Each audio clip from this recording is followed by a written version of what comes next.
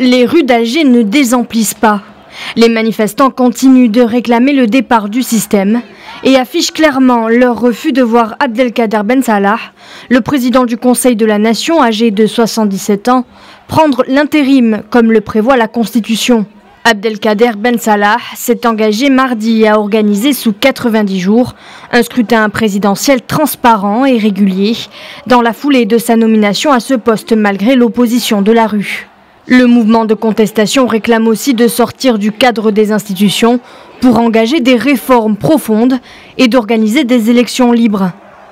Mais c'est sans compter le chef d'état-major de l'armée, le général Ahmed Gaïd Salah, de facto nouvel homme fort du pays.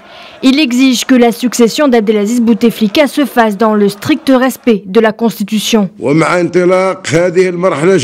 Avec le début de la nouvelle phase et la poursuite des marches, nous avons déploré l'apparition de tentatives de la part de certaines parties étrangères de mettre à exécution leurs desseins visant à déstabiliser le pays. Toute transition hors des institutions en place en Algérie est irraisonnable.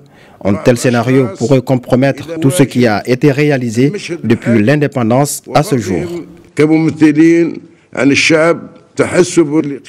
L'armée joue ces dernières semaines un rôle politique central en Algérie, théâtre d'1 mois et demi de contestations massives et inédites contre le système au pouvoir.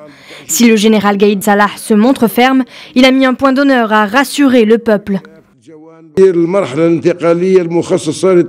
La préparation des élections présidentielles se fera avec l'accompagnement de l'armée, qui veillera au suivi de cette phase dans le strict respect des règles de transparence, d'intégrité et des lois de la République. Après plus d'1 mois de contestations massives et inédites, Abdelaziz Bouteflika a dû démissionner le 2 avril sous la pression conjuguée de la rue et de l'armée, qui a menacé de ne plus reconnaître son autorité.